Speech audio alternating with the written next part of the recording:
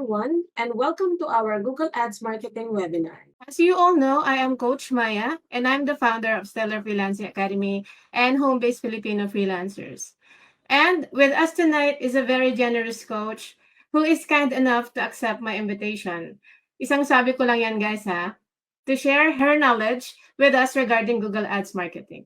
So without further ado, let's welcome our coach for tonight, the co-founder of Digilance and a seasoned freelancer with 5 years of experience in Google Ads, Coach Jai Tan Amogis. Hi, good evening sa lahat. Ayan. Thank you sa mga Hi Coach, kumusta po? Okay naman po. Thank you po sa pag-invite sa akin sa inyo. Magmamonitor ako Coach sa Facebook para i-gather ko na yung questions para meron tayong Q&A later. Sureness. Okay po. Ayan. Anyway, so yun. First off, Google Ads ang topic natin ngayon. We do know na Google Ads is actually parang, paano ba natin sasabihin yun? Parang natatabunan na kasi siya lately eh. Pero hindi siya ganun ka-irrelevant na. Well, baka isipin kasi irrelevant na siya because may TikTok na, may Facebook na, may mga kung anong ads na. But Google Ads is very, very important kasi at the end of the day, yung pinaka-core ng websites natin, halos lahat ng website nakadepende pa rin kay Google. So anyways, just to give you a brief background about me, I've been doing freelancing since 2007. More of editing lang ng mga vlogs, kanya, review. Doon ako nag-start. Back in 2007, sa mga hindi pa nakakalam, wala pang ganitong Facebook community. Ewan ko kung Friendster pa ng time na yun. Pero yan, wala pang ganitong community, wala kang matatanungan, you have to do it on your own. But thankfully, may mga tao na nag-share na information when it comes to freelancing. Hindi lang ganito kalaki na punta ka lang sa isang group, may magtuturo or mag-post ka lang ng question, may sasagot. So, doon ako nag-start. And then, since then, I've been doing part of the digital marketing hanggang sa ngayon nga. Currently, I'm a digital marketing strategist and an implementation specialist. Ano ibig sabihin nun? Ibig sabihin po yung strategy na ginagawa ko sa client ko, kaya ko rin siyang i-implement. So, whether that's ads or SMM or web design, kaya ko siya implement. So, yung process niya nakadepende sa akin. I'm also an online business development consultant. Iba po siya sa OBM. May marinig kayong mga online business manager. Basically, they're the project managers. My job as a development consultant is to strategize. Yun nga, mag-provide ako strategy sa digital marketing nila and make sure na na-implement nila. Like na-mention ni Coach Maya, I am a social media manager coach. I am also a podcaster, silent podcaster actually. Hindi siya masyadong minamarket. Majority of the podcast audios that I've created is more of naka-audio siya sa Australia. Kasi mahihain po akong nila. Mga hindi lang, pero mahihain ako. I have this self-sabotaging kind of attitude na alam ko kasi na kapag nag-English ako sa Philippines, maraming magja-judge. So, mag-English na lang ako sa Australia. Wala mag-judge. I'm also a speaker. I am a mother of two. Also an entrepreneur. And then, minsan nag-guest proctor po ako sa mga schools and I'm a member of a fraternity and a charity organization. So, ayan. Ano po yung matututunan nyo today? I'm not sure kung maliit o malaki yung letters but let me know para ma-zoom ko siya if ever. So, ngayon po medyo mahaba-haba siya. So, if ever you have a question, sundot nyo na po kasi baka matabo na siya. First off, aralin natin yung Ads 101. Bakit Google? Bakit Google? Ano yung mga dapat yung malaman? And then, of course, yung keyword research. You will always hear keyword research when it comes to Google. Google SEO, Google Ads. Basta yung keywords ay very, very important because yan yung pinaka, how do I say that? Pakain mo para lumapit sa yung mga customer.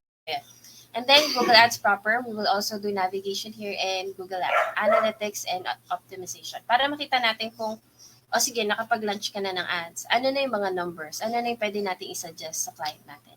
At the end of the day, a lot of our clients would hire us to launch an ad because they think they know it. But at the end of the day, ano na yung naging numbers nun? And we wanted to make sure na we can captivate them to the point na, continuous ang ating trabaho. Hindi yung pagkatapos natin mag-launch ng ads, tapos na. So, ito na nga. Why should you go with Google?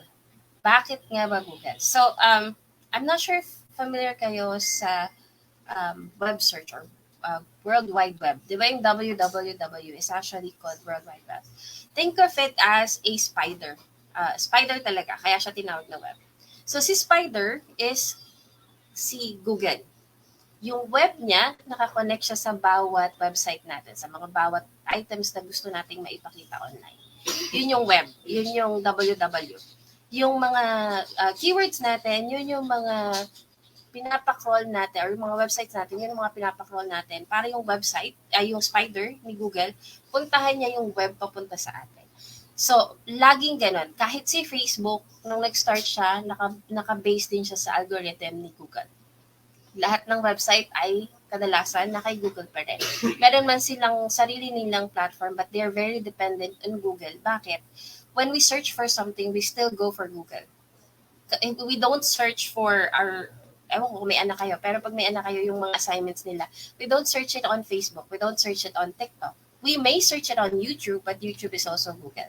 So, ganun siya ka-importante. Kaya hindi, kahit sabihin natin marami ng platform, mas madalas tayong tumambay sa TikTok or sa Facebook, importante pa rin siya. So, what businesses should advertise here? Actually, lahat ng business at the end of the day. Coach, pwede ba pagka nag-ads na ako sa Google, di na ako kailangan mag-ads sa Facebook?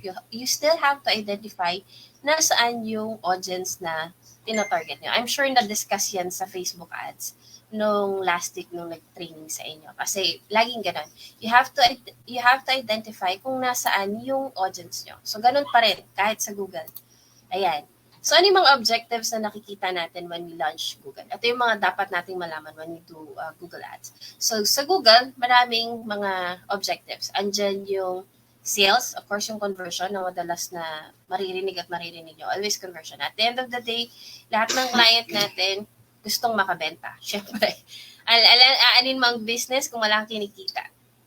Leads, ito yung madalas na ginagamit din ng mga taong kailangan nila ng mga contacts. So normally, ang mga nagli-lead gen ads is yung mga real estate, mga insurance, mga loans, mga ganyan. So sila, mga coaches would also do that. Web traffic is actually for all businesses, all niches, kailangan yung web traffic.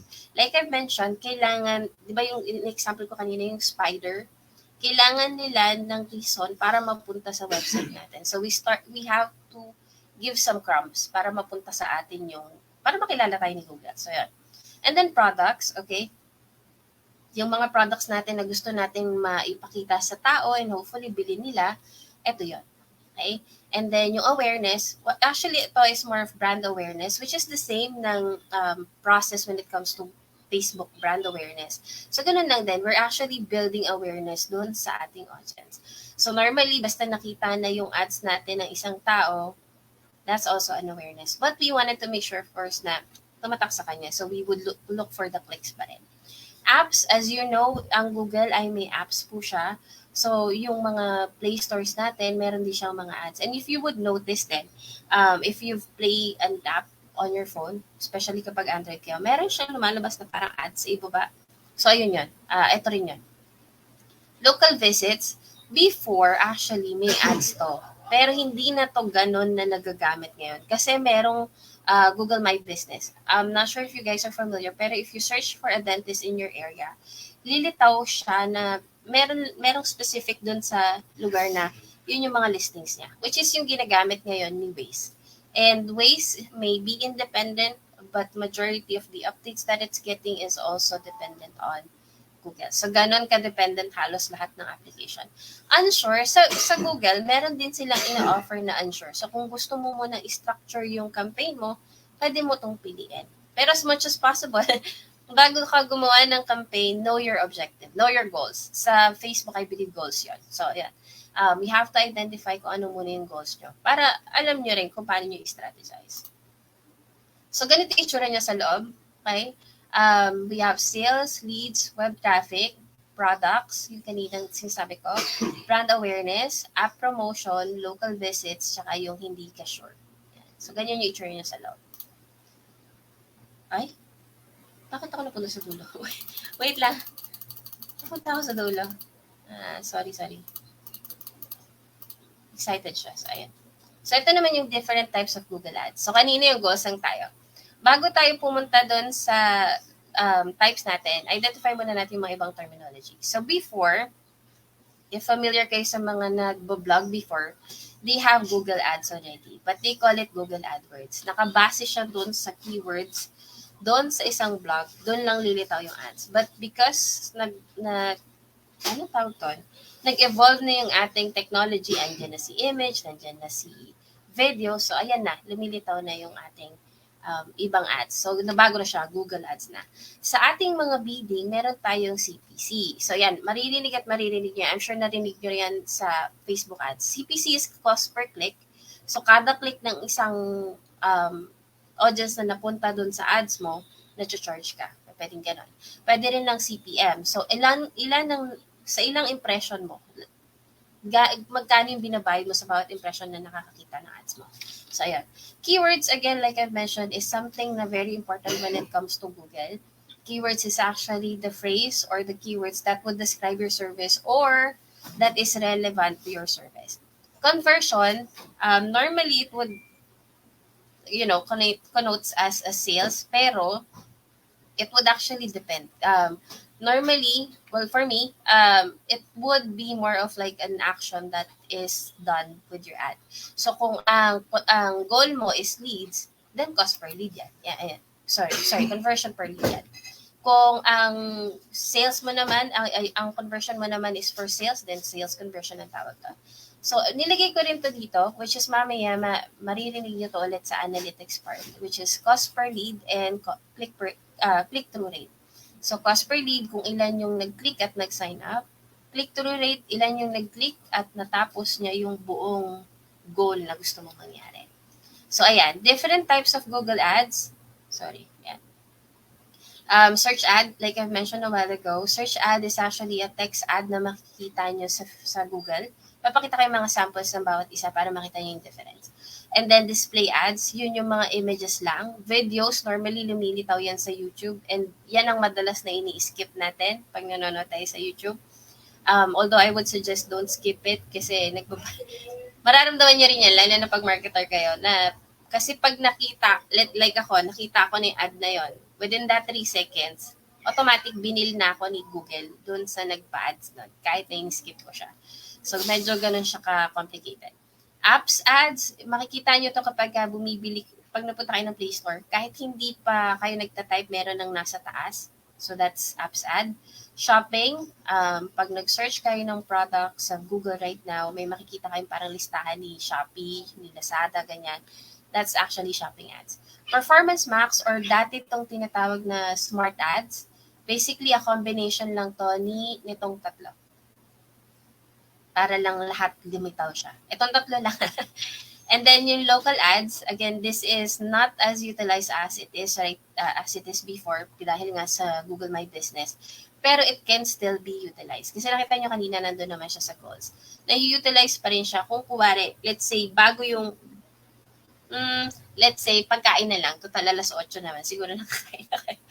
Pag nag-search ka ng sanggapsal sa isang area ngayon, like sa area nyo, napakadaming sanggapsalan sa Pilipinas, or let's say, ako, nasa Quezon City ako. So, if I would search for sanggapsal in Quezon City, ang daming lilitaw. And if bago ako sa business, this would be helpful for me para ako yung lumitaw sa taas. Kahit na hindi ako yung 5 meters or 5 kilometers away, lilitaw ako sa taas.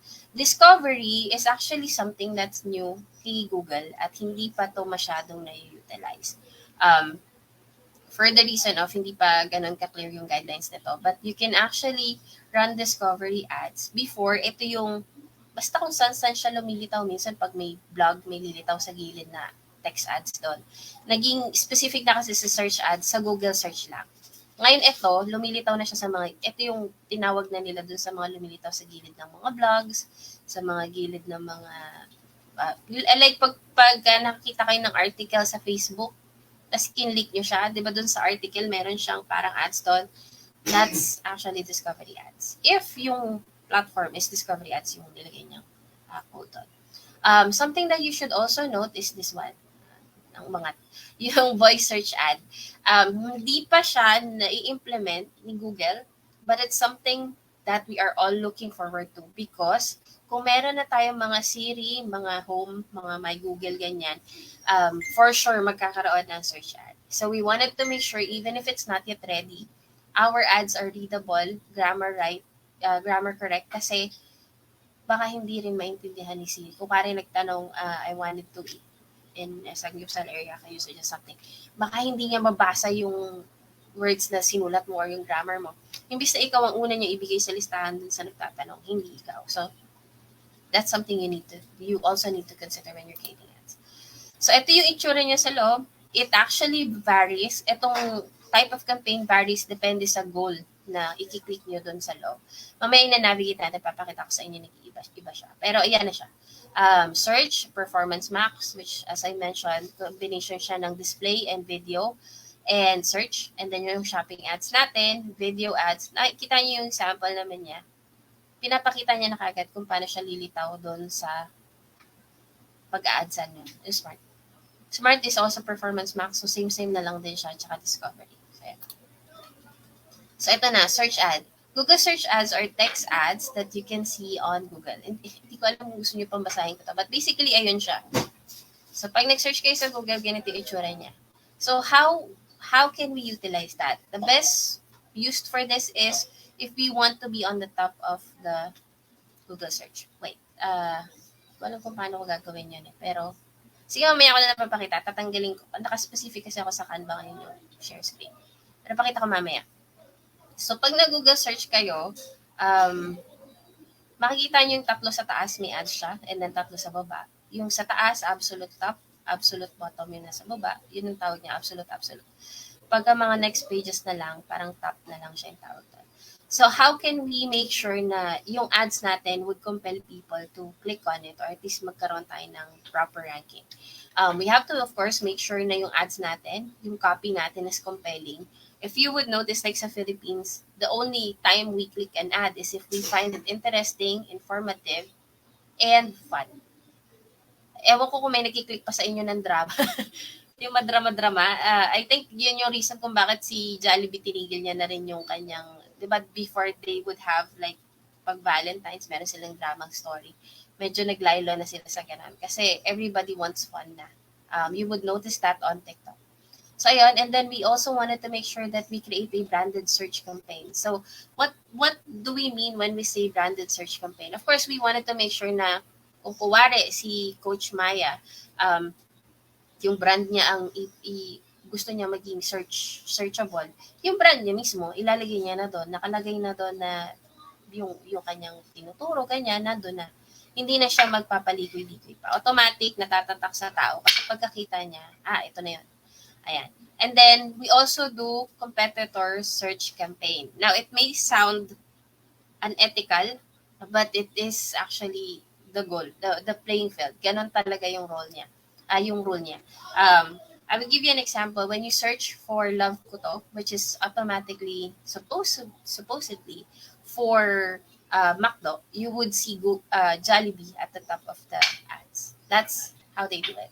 Kasi, we wanted to make sure na, syempre, alam mo yun, competitor yun, tatapat ka doon. So, ganun. Dynamic search ad is actually dynamic and responsive is actually allowing Google to play with the text na nakalagay doon sa ating ad. So, like ito, ito pala yung arrow ko. Ito, napapalit-palitan to ni Google. Pag binigay mo sa kanya yung responsive and dynamic, siya na yung magpapalit. Depende sa nakikita niyang relevancy doon sa search term na ginamit nung nagsa-search. Yan. Next natin is display ad. So, ganito ang itsura ng display ad. Okay? When we search for an ad, of course, may mga design, may mga images na lilitaw. Maganda siya when we wanted to make sure na yung client natin makikita niya agad yung buying goal niya. Lalo na kung ang goal natin is makabenta. If ang gusto naman natin is magbigay ng awareness, lalo na pag news, ginagamit natin kaagad yung image that would compel them to, click on it. So, yan, napaka-helpful din yan. Something that we should consider is, right now, yung attention span ng tao is very, very short. If mapupunan nyo, kung ang Sa Facebook natin ibase. Sa Facebook, normally you would just scroll up if it's uninteresting. Lalo na yung mga friends na maliit na post lang na text yung nakalagay. Normally, madadaanan nyo lang yan unless friend nyo. Pero kapag video yan or image, kahit dinaanan nyo lang, tumatak siya. Somewhere, one way or another, tatatak siya. So, ganun. That's why display ads is actually, well, not as expensive as video ads, but it is expensive than the search ads. So, ayan. We prioritize, of course, responsive display. Pag sinabi ulit, basta narinig yung responsive, ibig sabihin si Google yung mag-alternate ng design. Depende sa location kung saan niya ilalagay. So, minsan pag sa Google search, ganyan lang siya pahalang. Okay? Minsan makikita niyo siya nasa gilid. Pag nasa app siya na ginagamit niyo sa phone, nasa baba siya maliit. So, yan. Siya na yung mag-a-adjust nun. And we wanted to make sure that we don't mix new users with remarketing. Ano ibig sabihin ng remarketing? I'm not sure if na-discuss doon sa Facebook ads, but sa remarketing kasi, we are trying to target yung mga nauna nang napakitaan ng ads natin. So, we wanted to make sure na yung remarketing natin, syempre kung hindi siya nag-click doon sa unang image mo, ayaw mo namang ipakita yung parehong image. Hindi na nga siya nag-click doon. Sa papalitan mo na. So, yan. So, we wanted to make sure that when we create this campaigns sa Google Ads, magkakahiwalay siya. And of course, we wanted to attract people similar to high-value visitors. Ano ibig sabihin ng high-value? Convertible. Okay, laging may peak. May nagsabi sa akin na influencer coach. Pagka, normally, pag nag-start sa business ang isang tao, ang tina-target niya yung mga startups, mga ganyan. Kasi iniisip niya, hanggang doon pa lang ako nagsisimula ako eh. Pero kasi yung nagsisimula, wala siyang budget. So, anto ka dapat sa taas. Hindi ka naman pwede dun sa nasa taas na. Kasi, may pera na yan eh. Kukuha siya ng mas mahal, mas kilala na, mas may brand, ganyan. So, kung hindi ka nandun, dapat nandito ka sa gitna. You don't target the bottom, you don't target the higher, but you target the middle. So, yun yung high converting or high value visitors na tinatawag nila. Yung madali mo mag-convert. So, ito naman, sorry, hindi ko napalitan yung text, yung image. But since YouTube belongs to Google nga, like I've mentioned a while ago, mapupunan nyo yun na siya yung nine-next nyo pagka nanonood kayo sa YouTube. Of course, we wanted to utilize that to attract audiences to buy or purchase products. So, kung mapupunan nyo, ang madalas na makikita nyo sa YouTube na ads is Grammarly, mga skincare products, mga shampoo, laging products. Okay? Although during the political season, andun din siya. But basically, conversion ng ang hanap niya. Hindi lang basta awareness. Ayan, we narrow our audience. We keep our ads short kasi nga ang attention span ng tao ay super iksi. Plus 3 seconds lang na makita ng tao yung ads mo, may tendency i-next niya na. And if ni-next niya within that 3 seconds, even if it's just 3 seconds, you are already being billed. So, ayan. What would work here is KISS. Yung keep it short and simple, lagi. So, yan. Ito na yung sinasabi kong app ads. So, nakikita niyo yun. Nasa una siya kaagad. So, ayun, if your client has a mobile business and they wanted to have a Google Ads, of course, ito yung pinaka-campaign na mag-work sa kanila. So far, I do know that there are 4 companies in the companies around the globe na nag-hire ng mga ads campaign specialists here in the Philippines. And marami silang hina-hire. So yan, ito yung pinaka-workable sa kanila. Hindi nakalagay number 3 kasi aside from Google Ads directly, merong mga other platforms that would actually do the ads. I'm not sure what would be the proper term. Parang third party sila. They use a different name, but basically you run the ads on their platform and then they will run it in Google. But it's still Google. So ayan.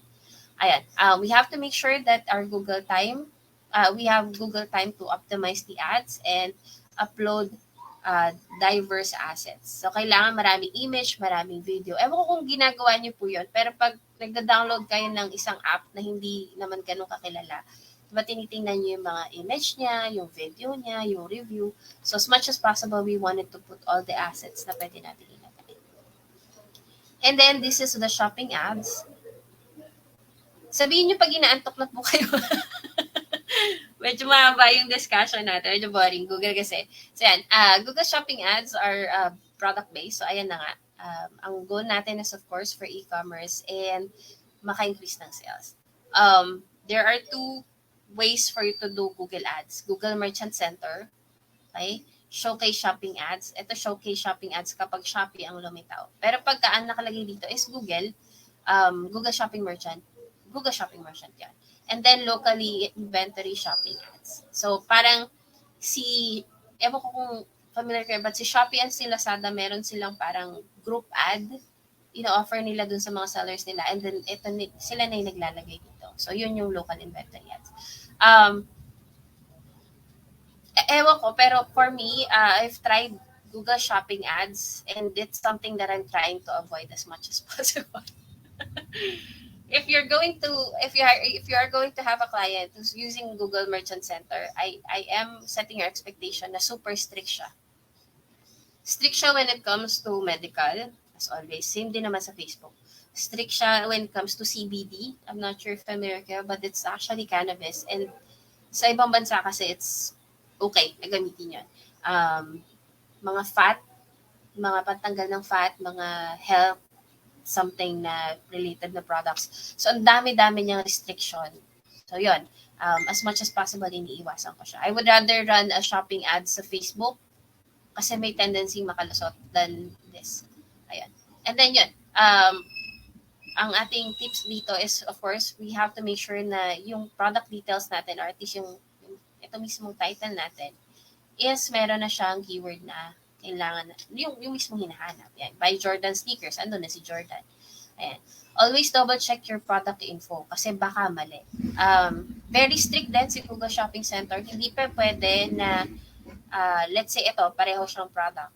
Hindi pa pwede $90 to. Tapos ikaw, 800.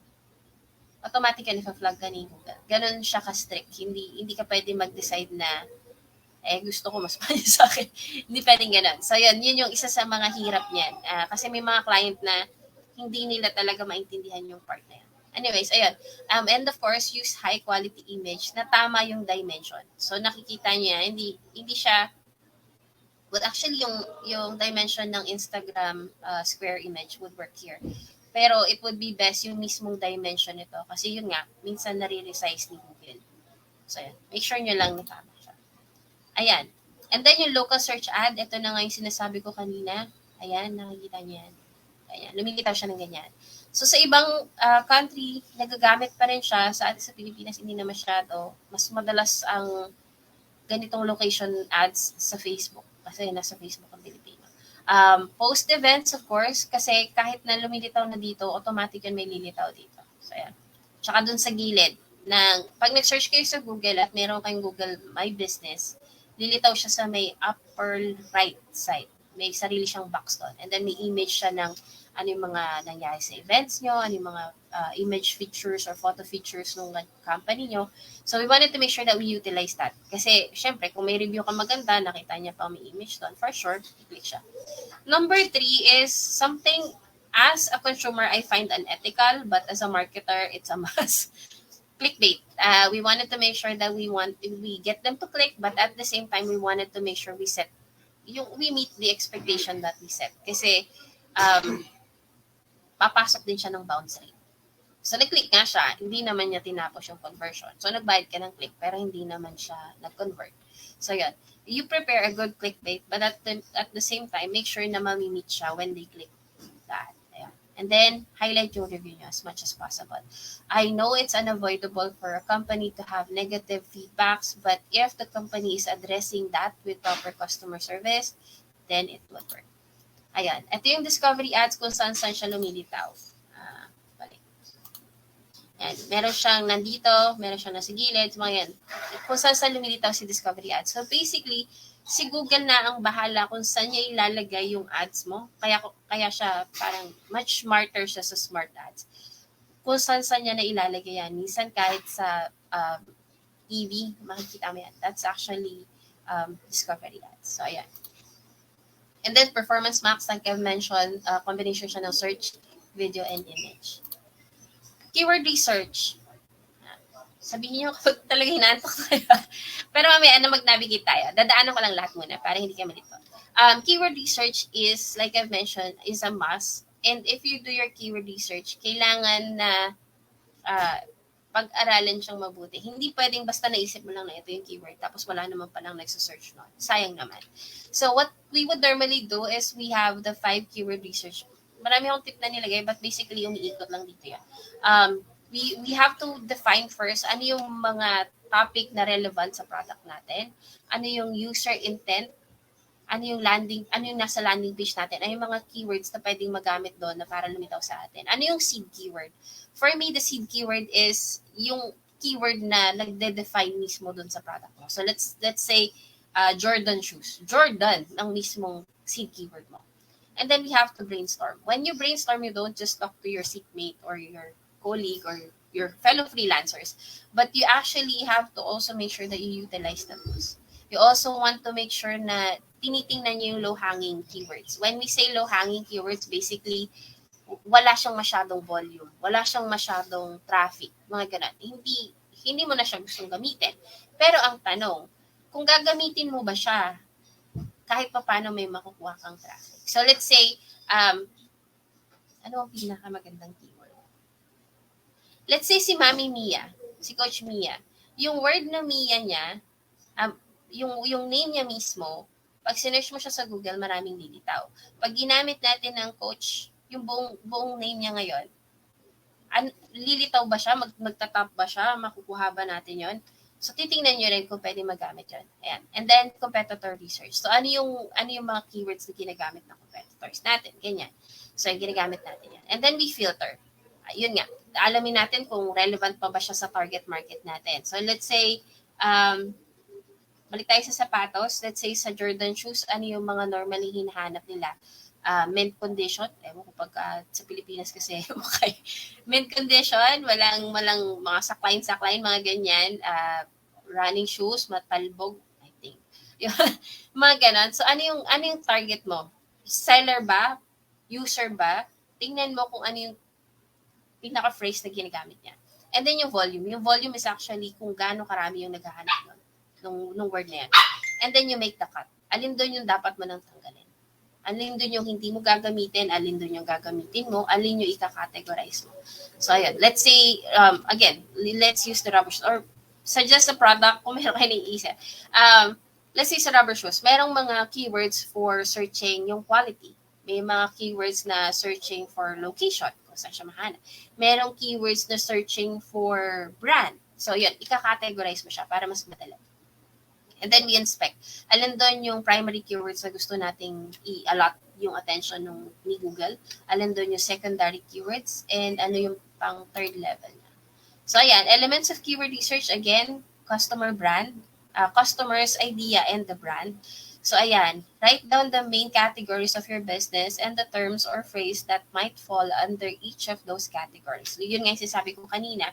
Ano yung mga keywords na ginagamit kapag naghahanap sila ng quality ng shoes, ano yung keywords na ginagamit kapag brand naman, ano yung ginagamit pag location o kung saan ginawa yun. And then, as always, competitor, and then volume and authority. So, ayan. Keywords with high search volume but low keyword density and CPC. Bakit low keyword density and CPC? Yung CPC po kasi pag masyadong mataas, then there's a tendency na kailangan mag-bid tayo ng mas mataas. It means pag nag-bid tayo mas mataas, mas malaki dapat yung budget ng client natin. Ayan. And we wanted to make sure nga yung keywords na i-aim natin, makaka-build pa tayo ng authority.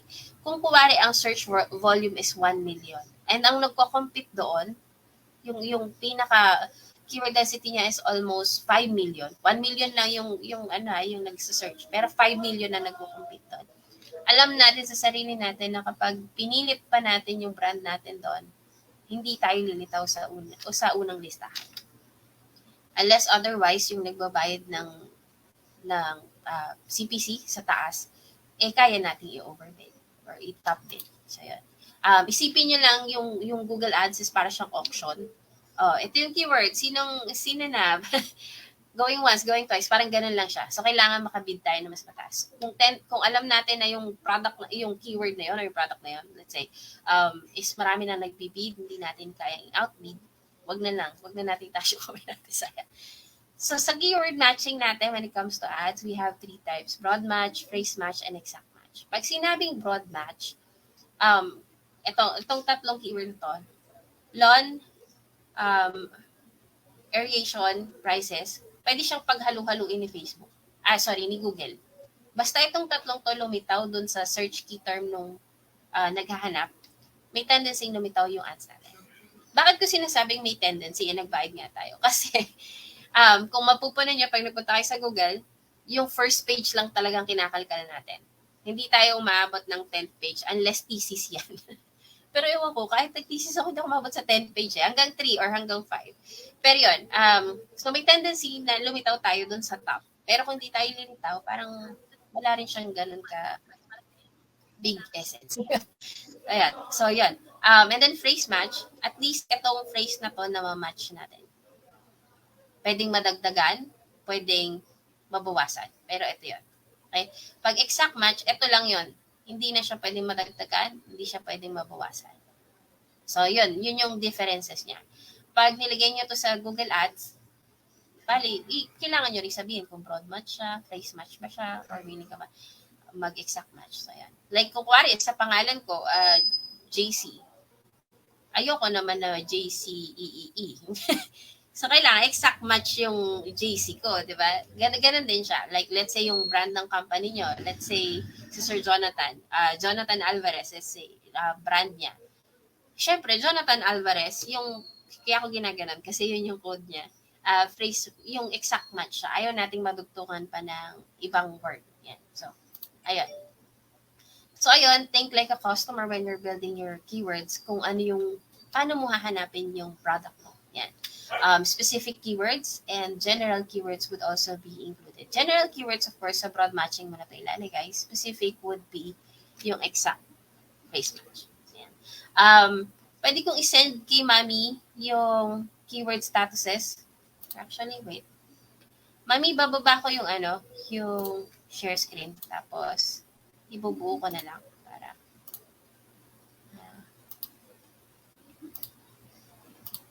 ayan. Bakit na lang po ulit, Mami?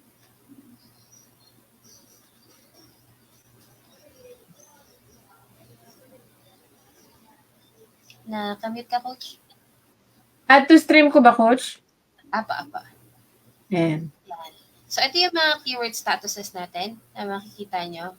I'll show you later yung mga ads. Merong not eligible, merong eligible limited. Ito yung mga reasons niya. Okay? And then, ano yung mga pwede mong gawin? This is searchable naman sa Google. Hindi ko na siya i-discuss kasi medyo mabusisi. Sobrang mabusisi siya. And I can promise you, kahit na ilang taon ko na siyang ginagawa, binabalikan ko to. For the reason of, like Facebook, bago-bago rin siya. Lalo na ngayon. Before it was Universal Analytics. Ngayon, it's GA4 na. So, nagpapalit din. And I think it's moving to GA5. So, yan. I can send the link here or at least give it to Coach Mia para ma-share nyo sa inyo. So, yan. Balik tayo dito. Ayan. Yung mga search terminologies natin. Ito is actually makikita nyo sa Google Ads. May papakita ko sa inyo. May 3 siyang category. Something that you need to explain to your client because I have encountered a client who just cannot understand or maybe hindi niya lang gustong intindihan. So, si search keywords, ito yun sa taas. Dito lang natin nilalagay yung mga ni-research natin na keywords. Dito lang siya mapupunta. Wala siyang ibang pupuntahan. Yung negative keywords, bukod doon sa search keywords kasi mag-search pa tayo ng mga negative keywords. So, kumari, sige, ako na. Let's say, JC. Ayoko naman na JC, mataba. So, syempre, pag mataba, negative keyword na. Lalagay ko na siya ng negative. JC, pangit. Lalagay ko na siya sa negative keyword. So, ganun yun. Lalagay nyo na doon sa negative keyword kung ayaw nyong lumitaw yung brand nyo doon sa isang keyword na hindi naman relevant sa inyo. Normally, like for real estate, meron silang location. Let's say, Sydney, Paramount. So, let's say sa Sydney Paramount, may mga nakalagay doon, what's the definition of Sydney Paramount? What's the history of Sydney Paramount? So, syempre, pag yun ang sinearch ng isang tao, hindi na siya about real estate buying. Hindi na siya magiging relevant doon sa client. So, yung history, lalagay ko na siya sa negative keywords. Yung mga definition na word, lalagay ko na siya sa negative keyword. So, automatic, pag may nakalagay na definition, exact keyword, hindi nalilitaw yung ads ko. Just to make sure lang na hindi na ako nagsasayang, hindi na ako ma-click nung isang tao at magbayad ako sa clicks nila or sa pag-visit nila sa site ko na hindi ko naman sila makukonvert. Now, this search term is what I'm talking about. Search term kasi si Google ang nagde-decide nito. Every now and then, itatry ni Google na ipakita yung ads natin kapag nakikita niya na relevant or something na baka gustong makita nung naghahanap. Even if wala siya sa search keywords natin. So, ito, si Google to. Ang gagawin lang natin is when we go to search term is we pick kung ano yung tingin natin. Pwede nga okay itong keyword na to. Lalagay na natin siya sa positive keyword. Kapag hindi naman, let's say, wala kayo ibang maisip, let's say porn, ganyan. Siyempre, ayaw natin lumitaw doon yung ads natin. Automatic yung lalagay na natin sa negative keyword. So, yung mga ganon. Dito lang natin siya pinipili. Now, may mga clients na sasabihin, bakit lumilitaw tong keyword na to, hindi ko naman sinabi sa iyo na i-search. Isama mo to sa search keywords. Yun. You have to make sure na na-explain nyo kung ano to, itong search term na to. Yun lang naman. May mga clients lang na, I'm not sure if coach would allow me to say that, pero may tatlong uri kasi ng client. Client na hindi niya alam at willing magpatulong. Client na may alam at gusto magpatulong. At client na walang alam pero feeling may alam at gusto niya lang sumunod kasi sasabihin niya. So, mga ganun. But like I always say, choose your battle. As long as you're paid, problema niya na yan. I mean, you offered your suggestion kung ayaw niya. So, ito yung itsura niya pag nag-search tayo na ads. Pag lahat ng ads pwedeng lumitaw dun sa keyword term mo, ganito ang arrangement niya. Mauuna lagi si shopping ads, tapos si paid ads, and then si organic search. So, lagi nasa baba. Ito yung anatomy ng Google Search Ads. So, pagpasok natin mamaya sa Google Ads, makikita nyo kung saan siya nilalagay. So, sa Google Ads, meron laging 3 headline na binibigay. Well, actually, 9 headlines na pwede mong i-suggest. Tapos, kung responsive siya, hahalu-haluin lang ni Google. But basically, 3 ang lilitaw kapag nag-search. And then, yung URL, final URL na pupuntahan. Yung description natin. Ang description natin is 2 to 3 ang lilitaw. 90 character siya. And then kung responsive siya, pwedeng pagpalit-palitin. I think you can add 9 din dito. And then yung address. Ayan. Yung snippet niya. Kung may display tayo na URL, andun din siya. Yung callouts natin. Okay? Yung call extension natin, yung phone number. Site links. Site description natin. Kasi kada site link, pwede tayo maglagay ng site description. And then yung address nga kanina, yung ad description. I'm sure tatanungin nyo, saan ito makikita, coach? Sa Google lang. Kinuha ko lang siya sa Google. Kinuha ko siya sa Google. Kasi at the end of the day, Google is your best friend. Mas may alam yan kaysa sa kahit kaninong coach. Promise. We also go there. So, ito yung itsura ng Google Ads sa loob for search. Ayan. Meron siyang mga options na lumilitaw. You can pin it. Nakikita nyo itong pin na to.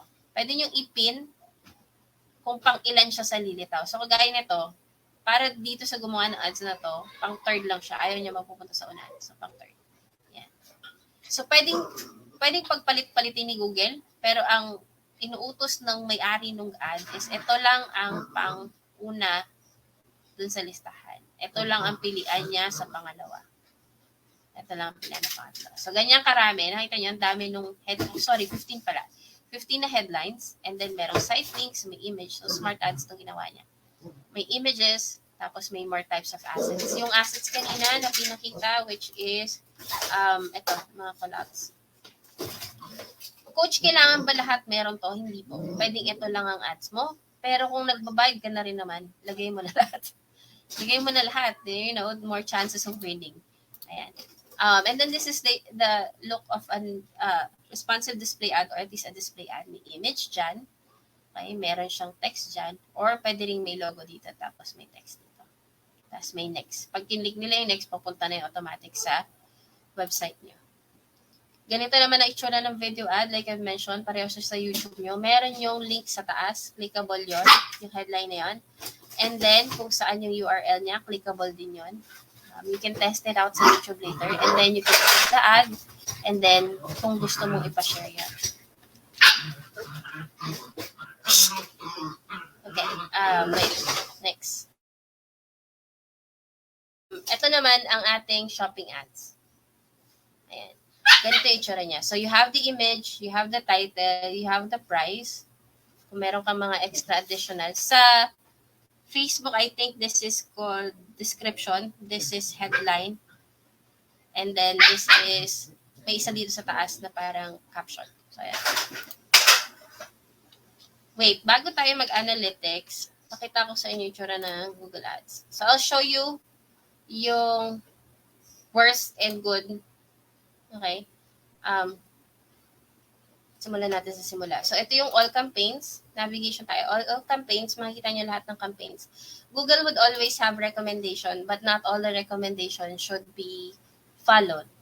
Like, yung pag, may madalas siya sinasuggest dito na i-match mo yung, hindi keywords but basically yung customer. Meron kasi silang ginagawang, parang library ngayon na i-match mo yung gusto ng client dun sa mga category para kada mag-a-ads ka, dun mo na lang parang i-match na lang ng pusa niya. So, minsan hindi ganun ka okay yan. Meron ding mga ganito, kagaya nito, downsize real estate. Hindi namin siya ginagamit kasi hindi talaga siya for downsize, for upsize. Pero yun, for Google kasi parang parang marami rin kasi nagsasearch ng downsize. So, parang iniisip niya baka pwede doon. So, meron din siya mga conversion actions. Yan yung mga suggestion niya. This you would see kung gaano ka-optimize yung ads nyo. Now, may tendency na lumitaw to na 60 or 80. But of course, if 60 yan, silip-silipin na. Pero kapag 80 yan, you might want to check first. Baka naman kasi talagang hindi relevant sa'yo tong mga to. By all means, you can dismiss. But if marami kayong gumagalaw nito, might as well, brainstorm mo na. Insights, papakita niya na yung mga numbers dito. Ayan. Kung ano yung click-through rate, conversions, CPA. Okay. Ayan, mga insight niya. And then yung campaigns, lahat ng campaigns na niraran nyo. Ayan. Okay. This is all search ads. So, ayan. Try ko mamaya ilipat sa kabilang client. And then yung mga ad groups. Ito nakikita nyo to. Itong bawat ganito niya, yan, may search, ganyan. Campaign yun. Tapos itong nasa baba, ad groups yun. So, ad groups. Okay? And then yung ads. Ito yung ads niya. Ito na yung mismong pinaka-ads niya. So, silipin natin. So, naka-responsive search ad siya. Ibig sabihin, pwedeng magpalit-palit si Google. So, yan. 15. Gamit namin siya lahat. 4 lang ang ginamit namin dito, but pwede kayo magdagdag. Nagsasuggest din si Google ng mga keywords. Yan. So, pwede ka mag-click dyan. Tapos minsan may sinasuggest dyan. Pwede ka pumili. Pwede din mag-image ads, site links, yung kagaya yung sinasabi ko kanina. So, pwede kayong mag-add. Ayan. And then, silipin natin lahat ng asset. Promotions, kung meron kayong promotions. Okay. Prices. Kasi nga real estate siya, so meron siyang option ng gano'n. Yung calls kanina, yung pinakita na call out number, call out. And then yung snippet dun sa, balikan natin para hindi nyo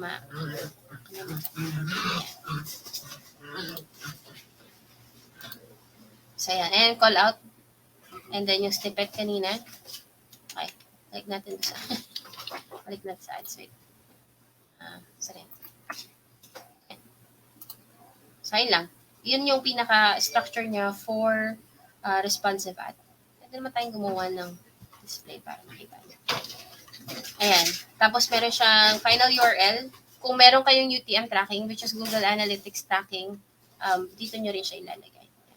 Para malaman nyo kung ilan yung nag-click, hanggang saan siya nakarating. Something that you should know is before you run any ads or before you even start an ad, you have to make sure that your client has Google Tag Manager on their website. Kung saan man papunta itong ads nyo, Google Tag Manager, Google Analytics, kasi doon nyo malalaman kung ano nangyayari. Kasi baka nag-click siya sa ads pagkakita niya na wala na. Anong rason? Ba't siya nag-bounce? Ano yung naging content niya? So, ayan.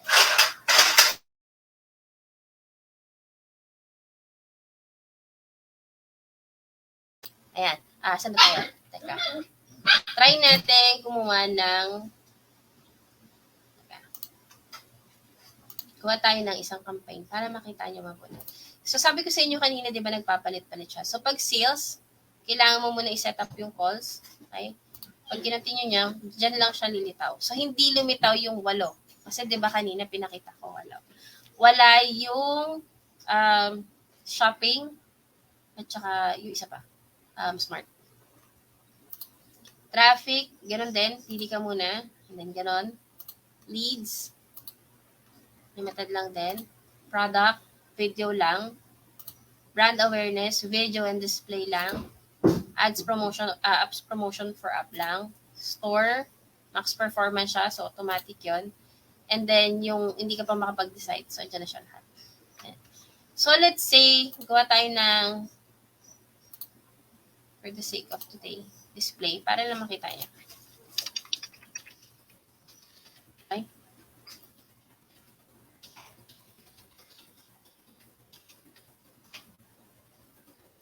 Burahin ko na lang mamaya.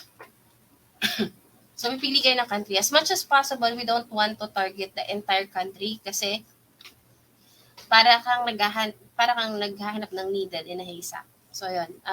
As much as possible, mas targeted, much better. Pero makikita nyo rin, kagaya ni Google, bibigyan din niya kayo ng estimate, ng Facebook. Bibigyan niya kayo ng estimate kung ilan yung possible na makuha nyo. So, ayan. So, nakalagay na dyan, paano mo siya, anong optimization ang gagawin mo, anong schedule niya. So, sa Google, as much as possible, nilalagyan natin siya ng schedule. Lalo na kung may call out siya. Kasi, baka tumawag siya ng madaling araw, wala naman palang sasagot doon sa number na yon. So, sayang yung ads mo kasi nag-click siya eh. So, like I mentioned, kapag nag-click kasi siya, nagbabayad ka na. So, yun. I want to make sure na nakaschedule din siya. Kung anong device lang siya lilitaw, lalo na kung yung display nyo kasi kung hindi siya magiging okay na dimension sa mga specific devices, might as well, pick na kayo. So, ayan. I think, madalas na gumagawa ng pinagkaiba nito is yung mga Apple. Kasi, syempre, kung pang Apple download ka, don't want it to be there. Yung URL, final URL, dynamics, yan. Kung gusto nyo i-personalize, and then yung schedule niya, conversion tracking as always, and then start date, end date, tapos bidding, kung ano yung same budget for Facebook, targeting, yan, meron siyang mga segments din, and mas maraming sinasuggest si Google, especially kung naka-Google Analytics na yung sa website nyo, pwede nyo i-map dito yung kung ilang days na since last visit nila, ganyan. Mga demographics, keywords, as always, dito nyo ilalagay yung mga keywords nyo. So, whether you're doing display ads or video ads or whatever Google ads, kailangan pa rin talaga yung keywords. So, super important siya. And then yung topics, and then yung placement pa rin. Tapos, yung pinaka-ads, ayan, may mga images siya. Do check with Google yung mga dimension kasi it also varies. Kasi nga, dumadami yung mga devices natin. So, do check kasi you wanted to make sure na kung kuwari, ito yung pinaka-image mo. Let's see. Kuwari, ito yung image mo. Okay? You wanted to make sure na kahit anong device makita siya. Like ito, pareho siya nito. Naka-zoom lang to. So, yan. Mga ganong bagay. Very important kasi kung yung image mo putol na hindi pa nabasa lahat ng sasabihin mo, sayang naman. And then, of course, you always review before you run the ads. So, ganun lang din, kahit ang video. Something that you can always do is play with Google because Google is free.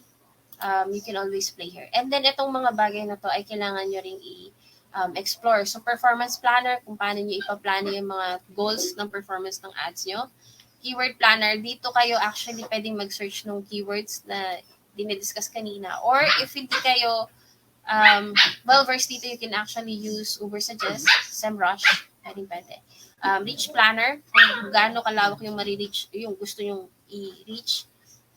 Meron din siyang mga tier category at help ka ni Google dito. Laging, bawat isa dito, merong, anong tawag doon? Wizard to help you? Wizard. Microsoft Days. Ayan, merong mag-a-assist sa inyo kung paano siya ita-target. Something na nagagamit ko lagi dito is yung audience manager, bid strategy, negative keyword list. Kasi yung negative keyword list ko, naka-clustered na kasi siya. So, whatever my client, kung kahit sino pang mga client ko, meron na ako listahan na automatic na possible na negative keywords yun. So, dito ko siya nilalagay. Pag dito nyo siya inilagay, pwede nyo piliin kung lahat ng campaign na tatakbo ay gagamitin yung keyword na yun o specific campaign lang. Dito nyo siya ilalagay. Ayan, shared budget. Kung kuwari, yung tatlong campaign mag-share siya ng budget. Maiisip nyo, bakit di na lang po natin hati-hati? Kuwari, 450, di tago 150 sa tatlong ad. Kaya lang kasi, paano kapag pinatay mo na to? Sayang naman kung willing si client gumastos ng 450. So, ginagawa yung shared budget. And then, location groups. Yung asset library, nandito po yung mga images. Okay? Andyan din yung mga videos. Nandyan din yung mga Google Analytics attributes. So, makikita nyo rin dito. Yung conversion tracking is actually connected to your Google Analytics. So, ayan. Kung alin yung tinatrack niya. So, hindi siya active ngayon. Something that you should always check kasi minsan active na siya and then bukas pipitik siya ng hindi. Bakit nagkakaganon? Pag yung website nyo nagpa-fluctuate yung, hindi ko alam kung hosting ba yun o pero I'm sure hindi internet yun. Pero may mga website na bigla siyang namamatay for certain period. Yun, nagpa-fluctuate siya. Pag nag-fluctuate yun, nakikita niyo dun sa conversion na yun na tag inactive. So, kailangan niyo ulit siyang i-trigger. So, ayan. And then yung mga policy, mga Google tags, andito lang na-mention lahat. Yeah. Something na you should also know is this one. Ganun mo dito. Change history is very, very helpful for every freelancer, lalo na kung marami kayong gumagalaw sa account. Yan. It actually gives you an information kung sino yung gumalaw, sino yung gumawa. Kasi Google Ads, madalas, wala namang client dyan na $5 lang ang budget per day. Normally, it would be 10, 15, 30. And you will find clients na willing silang gumawa ng ads na worth $100 per day. So, kailangan natatrack nyo yung kung sino gumalaw at least hindi kayo magkakaproblema. So, now, sa optimization and analytics, meron tayong conversion. Ito. Cost per conversion. Yung cost natin, clicks, average CPC. Okay? Teka. Pangit tong sample. Interaction, conversion. Parang kulang yung... Teka lang. Conversion. Pwede nyo siyang baguhin. Nandito. Okay? Pwede nyo siyang i-customize. Same din sa Facebook. Ganon nyo lang din siya aayusin. Pwede nyo baguhin yung segments niya.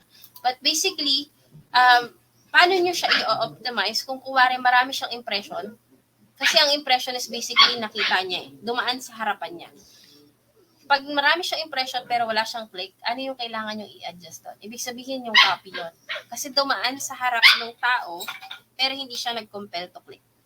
Kung nag-click siya, pero hindi siya nag-convert, you have to check kung sales yan, baka yung payment gateway may problema. Baka yung website hindi nag-load maayos. So you have to check with your web dev, yung web dev at tawag dyan. But basically, they're the ones who will check yung analytics ng website kung mabilis ba siya naglo-load, meron bang nagiging error doon. But doon mo siya makikita. Kung kuwari medyo maliit ang impression niya, pero yung click niya okay naman, okay in a sense na may click pero hindi ganun kalaki, then you might want to increase the budget. Kasi ibig sabihin, meron siya nagiging conversion pero hirap lang si Google na ilagay ng buo kasi yung budget is maliit. So ayun, yun lang yung Google Analytics. Any question po? Any question po? Ayun, Coach. Done na ba tayo sa ating slideshow? Yes. Baka pakaramdam ko, inatak na sila. Sige po, tanong muna sila. Yeah, so marami na tayong questions dito meron tayo actually sa form and then meron din tayo sa live, sa comments. So, ang uunahin natin ay yung nasa comments. Sige po. So, medyo maraming question dito si Sir Jonathan, ano? So, first question niya is how to optimize Google Ads campaign po. Siguro yung best practices na lang, Coach. Best practice po is actually monitor yung numbers. Sa numbers po tayo magdidepende. Kasi, paano ba sabihin yon? May mga client na they would be happy with the copy, pero the copy would not speak to the target audience. So, syempre, dahil happy siya, in-approve niya, nilalagay mo sa ads yun. Pero kung hindi nga, kagaya nga na sinabi ko, may impression ka, pero wala kang click. So, mag-iisip ka, may mali dun sa copy. May hindi nakakatawag ng attention dun sa copy. So, you might want to optimize that. Sa budget, it would actually depend kung nakikita mo na kailangan mo siyang i-increase kasi meron naman siyang conversion pero hindi siya ganun kalaki. Baka kailangan mo nang iangat yung iyong budget. Mga ganun. So, you have to base it on the analytics. Walang best practice kasi at the end of the day, it would vary on your target and your goal. Yeah. Okay po. So, thank you for answering, Coach. Ito pa yung second question natin. Zero conversion po ako for 30 days na. What to do po? Ano po ang numbers mo, Sir Jonathan? Do check po yung analytics mo. I'd be happy to answer that. Send mo sa akin sa Facebook. I'd be happy to help you. Kasi I would give you the suggestion based on your numbers. Ayoko mag-generic. Pero kung gusto mo na generic, palitan mo na yung ads. Palitan mo na agad yung ads mo. Check mo na yung targeting mo. Baka masyadong malawak. Check mo na yung copy mo. Baka yun ang problema. Coach, follow-up question ko lang. How many days ba dapat yung pag-check mo ng ads mo para masabi mo na ay effective to or ay kailangan na pala stop to? Actually, walang time frame. Ako basically practice ko within the first 24 hours as much as possible. Talagang tutok ako dyan. And then the 48 hours, medyo pasilip-silip na lang. Pero hanggat hindi nagiging magandang number ko, hindi ko siya tutulugan. And if kahit maganda na yung number ko, every other day sinisilip ko pa rin siya. Bakit? Meron nangyari sa akin kasi ganito. Dalawa kaming may hawak doon sa Facebook, doon sa Google Ads. Nagkamali yung gumalaw, pinalitan niya yung budget, nadagdagan niya na 0. Buti na lang nakita ko kinabukasan kasi kung hindi ko kayang bayaran yun. And kaya ako sinabi yung history kanina kasi it's very, very helpful lalo na kung marami kayong gumagalaw doon. Lalo na kung yung client mo rin gumagalaw doon. So always make sure na when you're doing Google Ads for your client, ewan ko kung nasabi to sa Facebook, pero sa Google Ads as much as possible, don't use the same login that your client is using.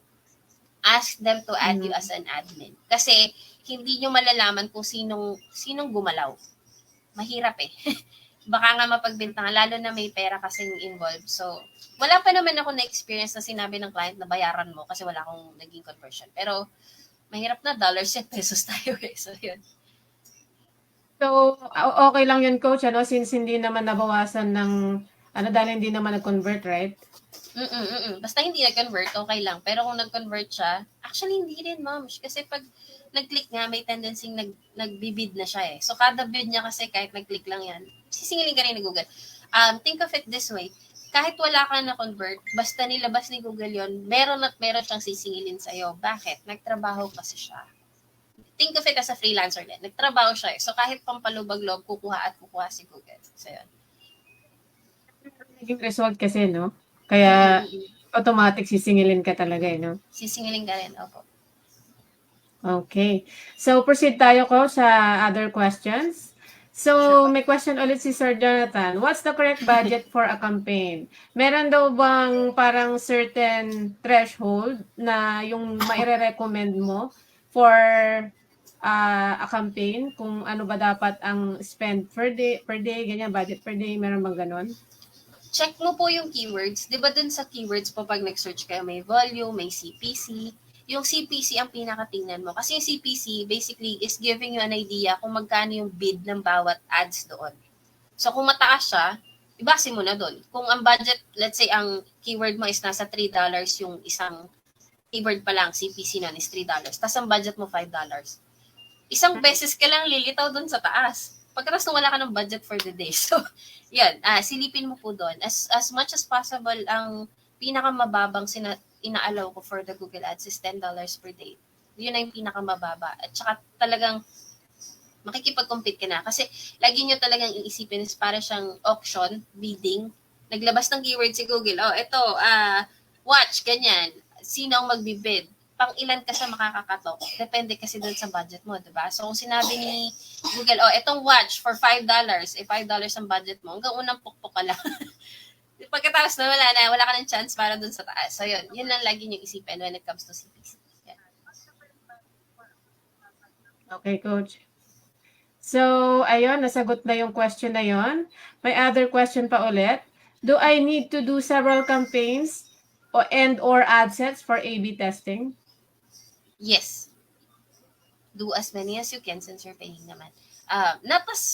Paano ba? Well, actually, meron akong client na 10 ad sets lagi ang pinagagawa niya. 10 ads ang pinapagawa niya per 10 ad sets. Kasi talagang nakabase siya sa keyword. And it's okay naman. Kasi at the end of the day, papatayin mo na, i-off mo naman yung mga hindi nagko-convert. Kasi magbabase pa rin siya sa keyword. So when you build your campaign sa Google, naka-campaign siya by goal mo. And then yung ad set mo, nakabase siya by keywords.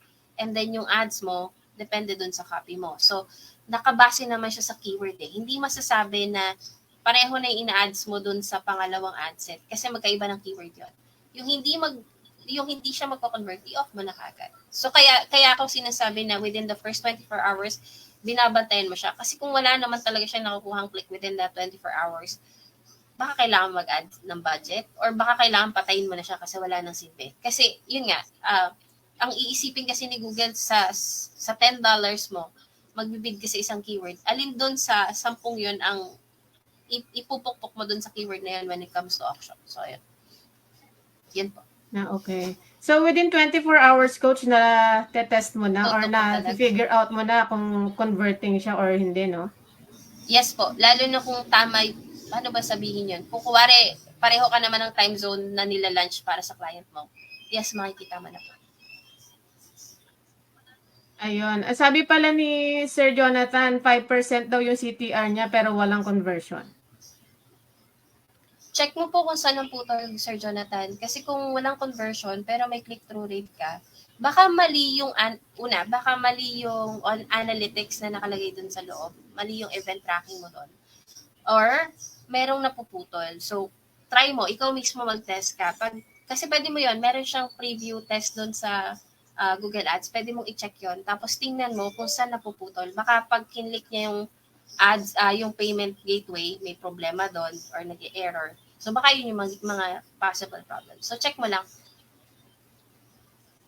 Kasi kung may 5% CTR ka, ibig sabihin ng copy is okay. Okay. So, ayun, Sir Jonathan, nagbigay na ng advice si Coach Jai. Ayun, may question siya ulit. Is it okay to use smart campaign po ba versus expert mode po? I would say go for smart campaign than expert mode. Kasi bidding-wise, mas mura si smart campaign, tapos mas marami siyang possibility na pwede mangyari. Kasi nga, video, text, tsaka image. So, coach, yun bang smart campaign, beginner-friendly ba siya, kumbaga, rather than expert mode? Di ko masabing beginner-friendly siya kasi medyo mas mahal siya eh. Basta may budget si client at ano ba, kung aggressive siya para ma-achieve yung goal niya, willing siya sa payment, yung budget niya is okay, available ng asset, by all means go for it kaysa magsayang ka pa ng paisa-isa. Okay. So, ito, may other questions ulit. What to say po sa client if he asks, how long are you gonna give me results or conversions for the Google Ads campaigns? Normally kasi makakakuha ka na ng conversion within a week or especially if it's running a month na. Kaya lang, yun nga, Sir Jonathan, check mo kasi may CTR ka eh. Baka mali yung conversion tracking. Kasi nakita mo sa akin kanina, yung pinakita ko, pakita ko na sa'yo mismo. Nakashare naman pala. Kagaya nito, inactive tag. So, ibig sabihin, meron tong nagiging problem. Bigyan kita ng isa pa. Ewan ko lang bubukas to. Ito, isa pa to sa may problema kasi mali yung conversion tracking niya.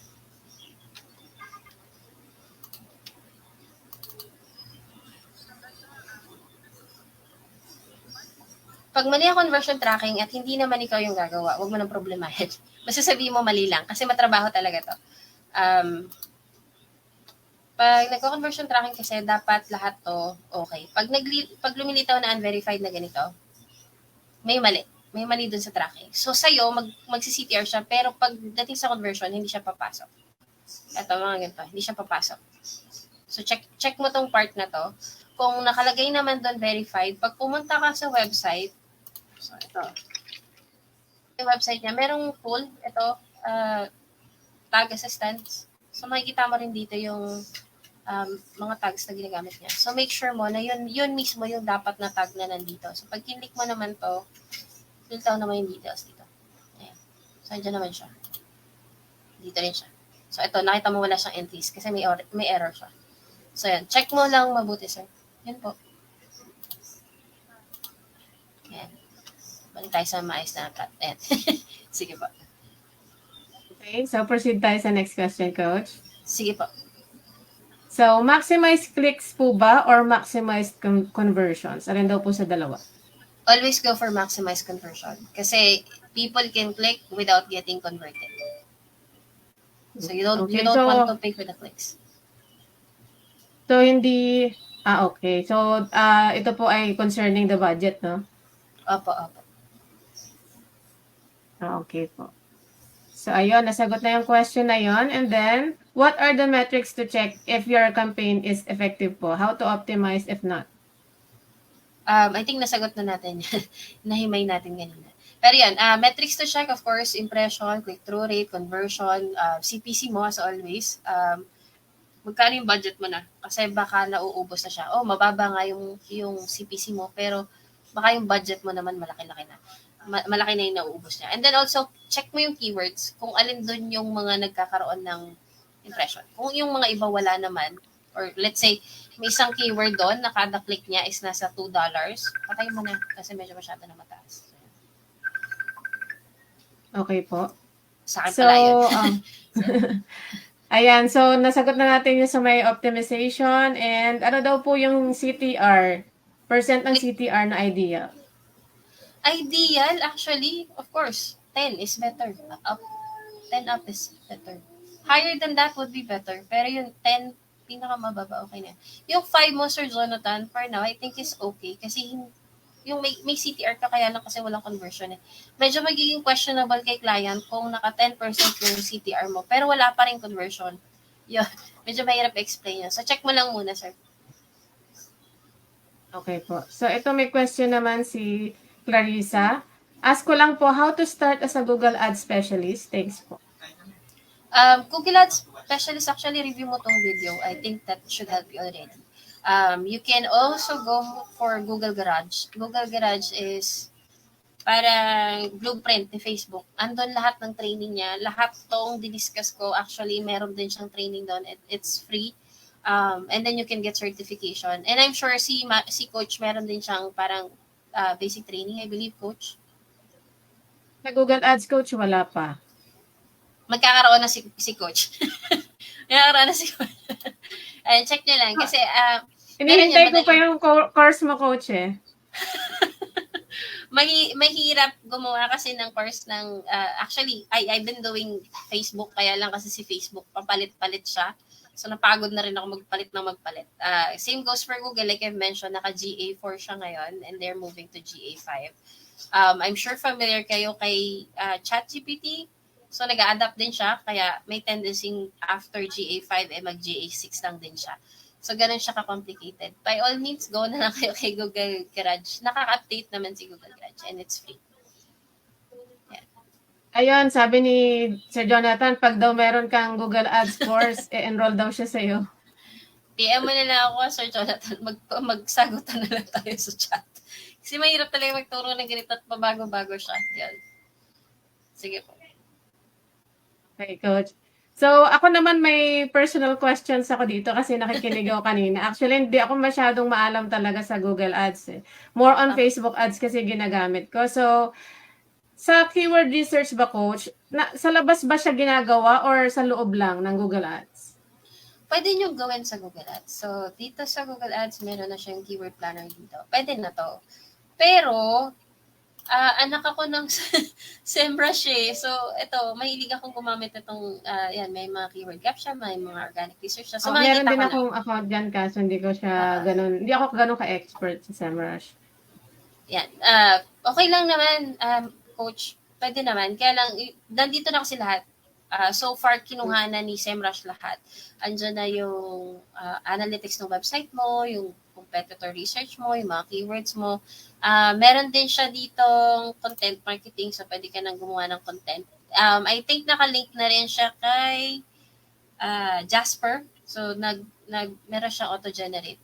I'm sure familiar kayo kay Jasper AI na basically, nag-auto-generate siya ng mga copies. So, yan. So, super helpful siya. Kay Google Planner naman, pwede rin naman. Libre naman si Google Planner. So, ayan, discover keywords, ganyan. Pwede naman. Ang importante lang talaga is we have to make sure na nasilip natin yung volume niya, yung CPC niya. as always, yung CPC kasi doon magbabase yung mga bidding natin, yung volume, at saka yung keyword density. Yung keyword density, think of it as the competition nung keyword. Kung gaano karami nagko-compete for that keyword. Okay. So, may follow-up question ako doon, Coach. May certain metrics ka ba mara-recommend para masabi natin na qualified yung mga keywords? Wala, ma'am. Wala po siyang direct basis. Kasi, I think meron akong keyword na sinesearch kanina. Hindi, ito yan. Let's say, dito, sa keyword mismo. Mag-search tayo ng freelancing. Sorry, na Australia ako.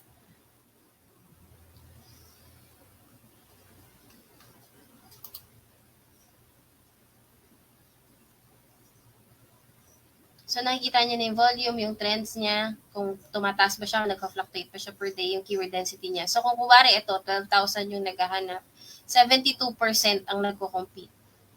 So, kung lalaban ka dito, alam natin na dapat yung website natin very optimized na, may traffic na siya, umaangat na siya, ilang keywords na yung nandun, yung mga ganong level po. So, wala siyang direct number.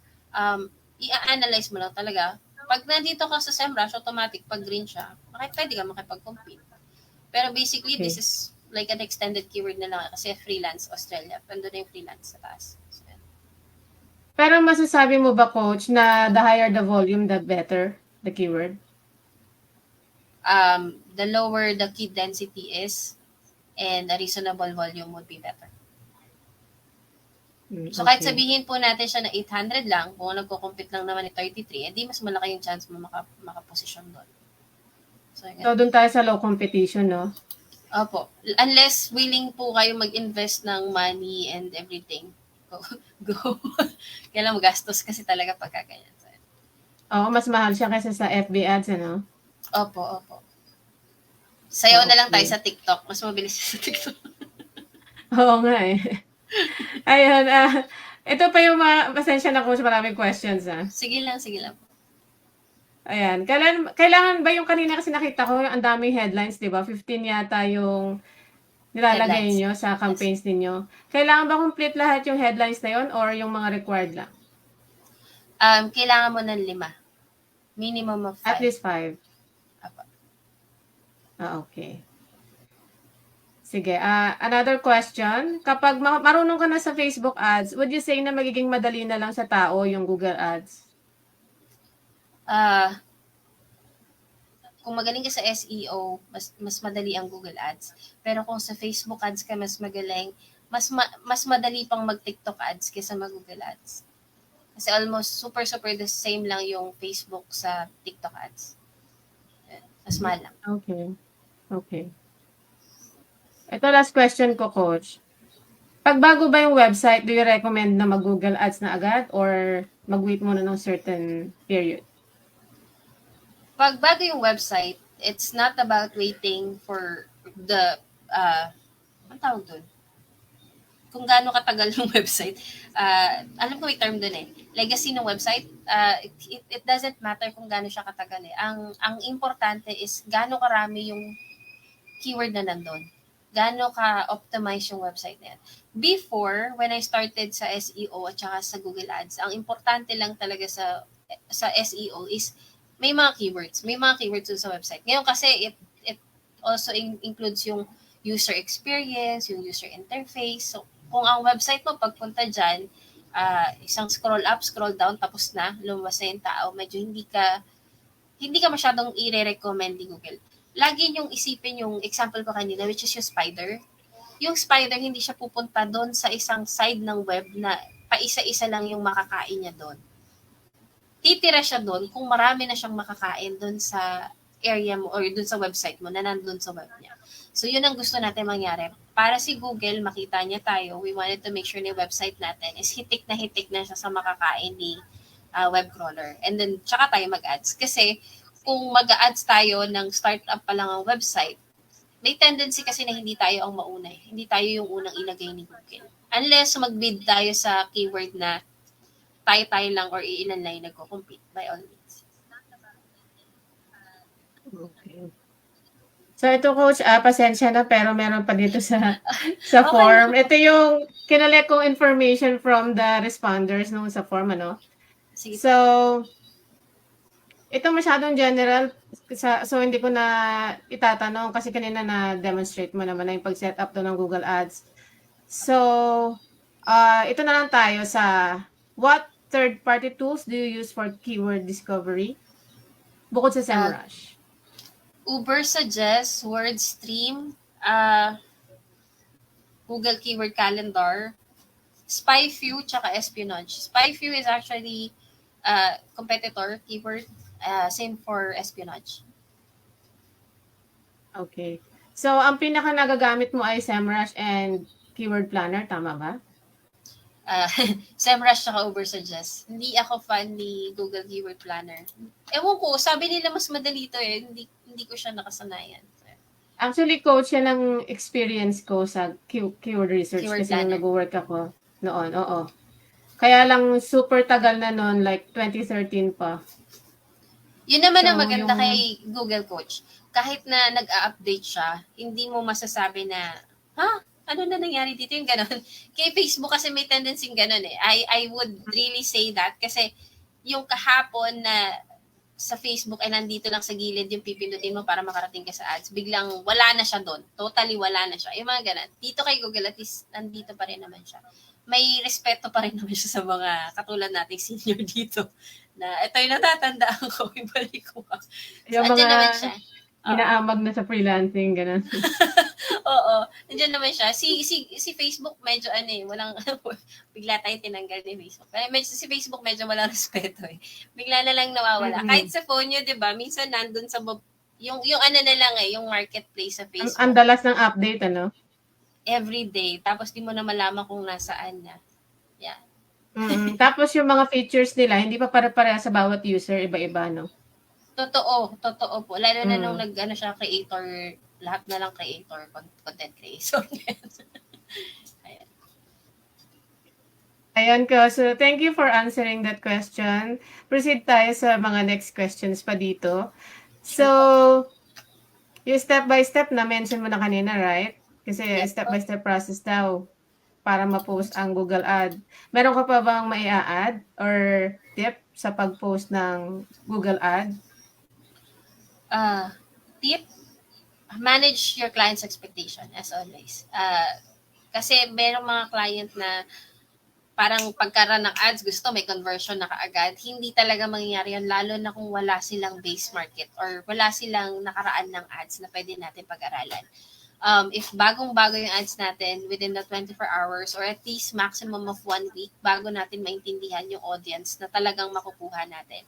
Pero hanggat maaari, it's gonna be a trial and error.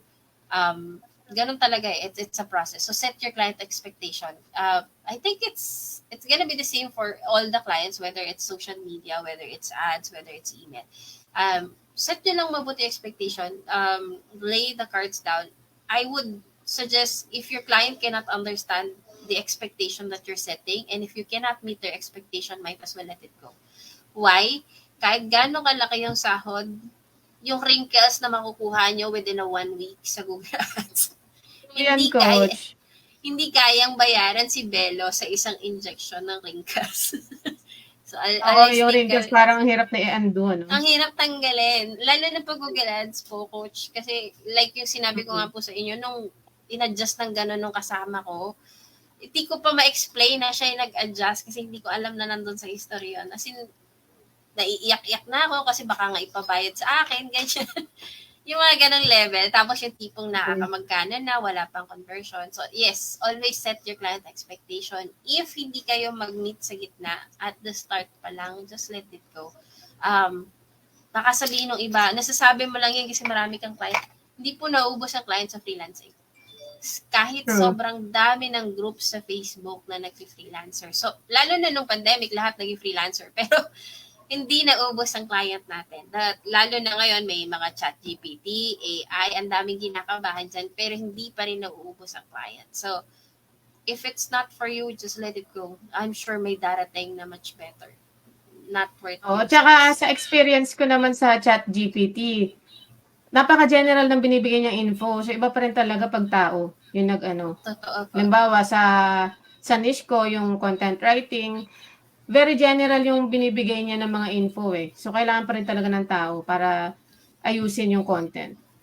Coach, alam mo, may client ako ganyan. Isang team kami and I'm leading the team. Pinapatanggal niya yung content writer namin kasi may chat GPT na daw. So sabi ko sa kanya, sige para maintindihan mo, mag-generate kami ng content na chat GPT as is. Wala kami babaguhin. Binigay ko sa kanya, yun ang sinabi ko doon sa content writer, huwag mong babaguhin, huwag kang magdadagdag ng kahit anong keyword. Chat GPT Don't do lang. anything, Yes, chat GPT sabi niya. Kasi tatanggalin kita, ipapalit ko chat GPT, kung magpapaputi ng mukha. So, ayun, binigay namin sa client, pag isip-isip siya, add siya ng Quillbot. So, nira namin sa Quillbot. Talagang pinakita namin sa kanya yung process na kahit dumaan siya sa Quillbot, kahit dumaan pa siya sa Grammarly, magbibuild ka pa ng backlink, magbibuild ka pa ng keywords, magbibuild ka pa ng meta description. So, hindi siya... Tsaka dapat may flow no? Opo. Hindi siya basta pitik ka lang ng pitik ng content dyan. So, ayan. Something so, na naging ending nung client na yon, ayun, nasa kanya pa rin yung content writer. Pero kami, naiinis na kami sa kanya kasi iniisa-isa niya kami na, si social media manager, kaya na daw ng AI to. Try si AI, kung kaya na, let go. Medyo nakakainis kasi parang hindi mo alam kung... nagkukuripot na si client. Hindi mo alam kung bukas may hapunan ka pa o hindi. Sa freelancing pa naman, walang 15 days notice. Bukas tanggalin, hindi mo alam. Correct. So, may na-experience ako niyan. Paggising ko, mga 3 a.m. ako tinanggal. Wala akong kaalam-alam. Paggising ko, wala na akong work. Tapos nag-iisa lang yung client ko that time. Nakakaiyak, no? Yes. Na-depress ako ng mga 3 weeks noon. Mamish, masasabi ko lang po sa mga nanonood sa'yo ngayon. Kahit ako na ilang taon na sa financing, I still do experience that. And we don't call it a whole client na. It's a normal flow. Kaya we don't stick with just one client. Mm-mm. We much as possible we stay ethical naman na hindi sila nag-overlap, but we don't stick with one client kasi nga at least two, Yes, kasi kahit buisit na buisit ka sa client, pag bigla ka tinanggal ng ganon, nakakasama ng loob pa rin eh. Nakakasama ng loob. Lalo na pag binigay mo lahat. So, yeah. Tapos yung kumbaga siya kumakain ng halos 8 hours ng day mo, ito mas nakakalungkot yun pag nawala. Tapos bigla ka lang, tinanggalan ka lang ng access ng ganun. Tapos di ka binigyan ng chance, yung isang mali mo lang, ganun. Bigla kami ganyan, ma'am. Lahat, yung buong team namin tinanggalan ng access. Wala lang, naisip niya lang tanggalan kami ng access. Hindi ako mapalaway na tao. Normally, I would tell my team, hanap na lang ng bago, di naman. Ayun, hindi kawalan kasi may iba pa naman tayong client. Kaya lang, napikon din ako noon. Sabi ko, Pilipino pa naman yung company. Sabi ko, dadiretso ko to ng dole, napipikon ako sa pagkabastos na ito. But yeah, we got bakit sinabi, Coach? Nag-testing yung IT. Mm-mm. Hindi kami na-inform na magte-testing ang IT, tapos buong team ang nawala ng access. Medyo questionable yun. Lalo na kasagsagan ng mga AI na yan. Pero yun, happily, we are, naibalik naman yung access namin. But because of what happened, marami sa amin nag-prepare na ng additional clients. Kasi nga, yun nga, masakit eh. Kasi, alam yun, lalo na kung may delivery ka ng Lazada bukas. You can never be sure talaga, no? May delivery ka ng Lazada bukas, wala ka na pambayad kasi wala ka na.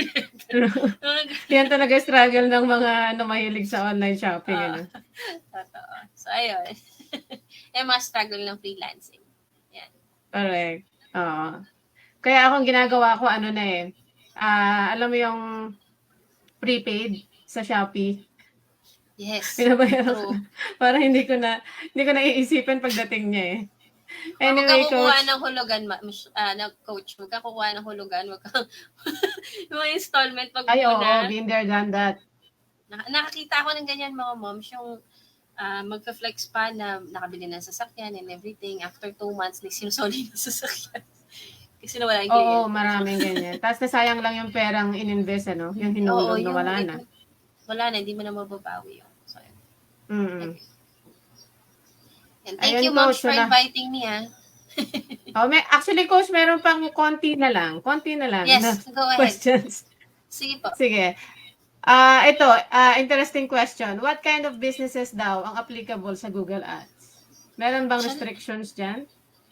Actually, lahat ng business, wag ka lang about drugs, about health, yung sinabi ko nga kanina. Anything that would claim na papayat ka, si sexy ka, mga ganyan. Anything Yung na may mga yung parang magical claims, ano? automatic yan. Same naman siya ng guidelines ni Facebook. Ang pinagkaiba lang kasi si Facebook kasi may mga tricks para makalusot. Si Google kasi, pag nakalusot ka, asahan mo, mababa. Yan. Sa ano kasi, sa Facebook ads, na-reject ako once.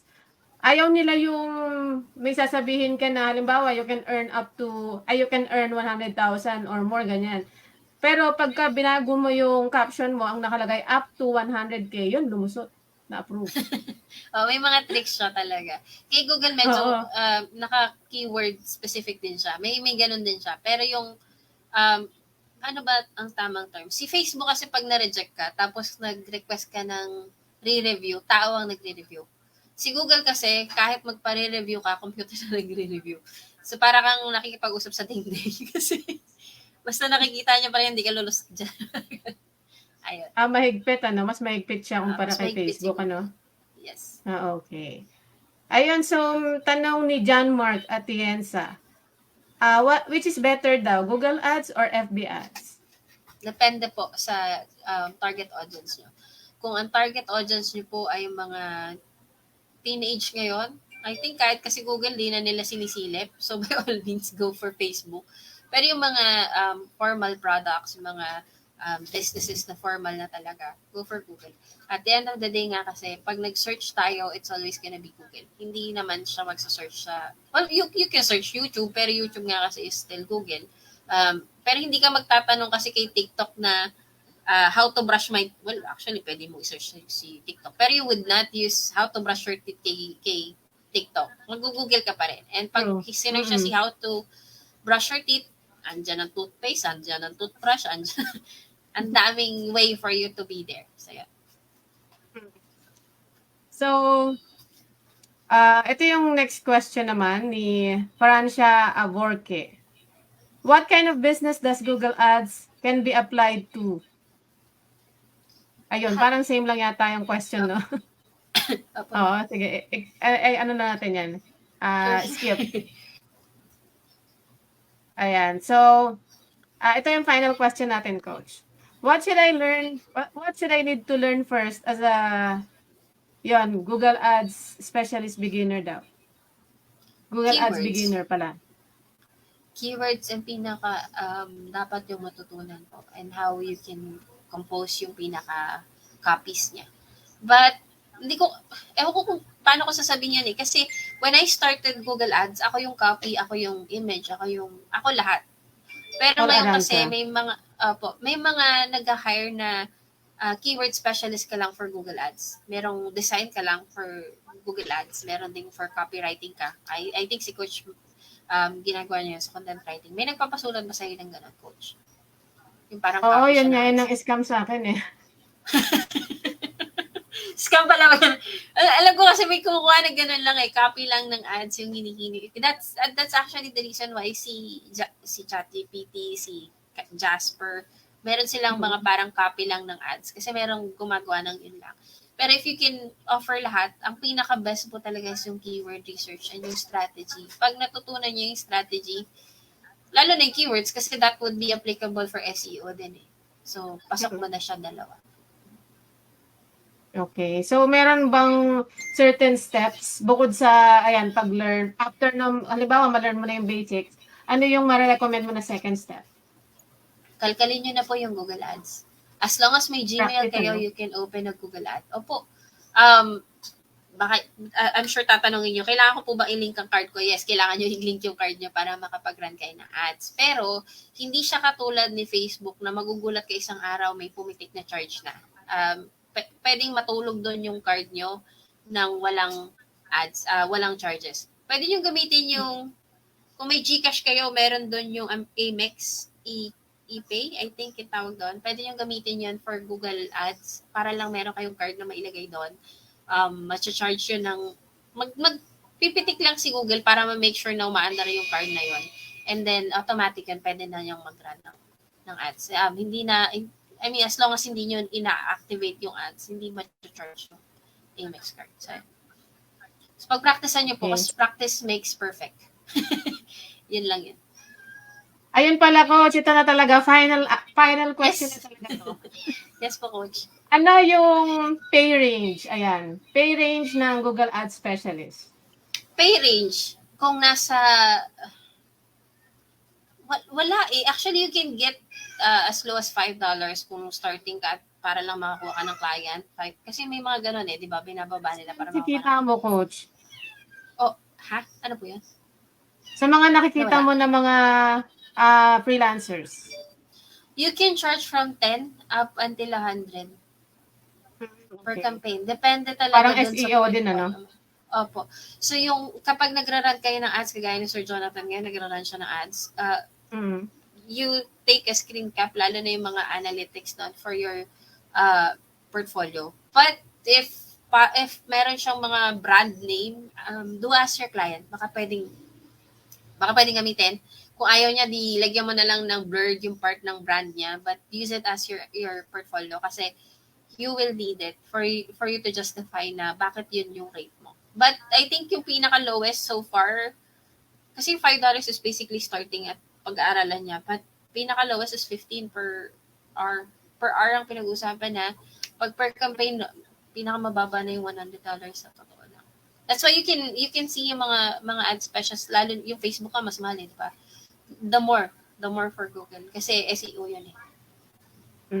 So, how many years kaya yung experience ng $100 per hour na yan, Coach? Coach, wala to sa years of experience. Nasa yan? Selling. Expertise, Hindi, selling capacity. Kung magaling mo ibenta yung sarili mo. Kung magaling mag-convert. Hindi, kung magaling ka pong magbenta ng sarili mo, magaling kang magbigay ng proof, maboka kang tao. Sa application, okay. Opo. Hindi lang application, Coach.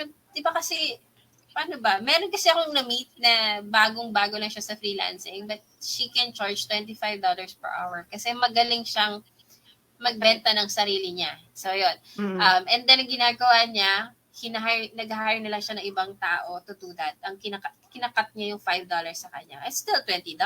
Pero, yun, mas magaling lang siya magbenta ng sarili niya. Pero yung gawin niya yung task, hindi niya magawa. So, yun. So, it depends actually. It doesn't need years as long as you can sell yourself and you can prove. Yun lang, always prove. Kahit na yung sinasabi ko sa inyo, nag-charge siya ng 25, yung 20 pinapagawa niya, she makes sure na yung gagawa is may capacity. Kasi we don't, lalo na sa Facebook ngayon, I'm not sure if na-experience mo yun, Coach. 2 years ago, merong isang client na meron siya naging bad experience sa isang freelancer na Filipino na pinost niya sa Facebook. And nag-trending Baka nabasa ko yan.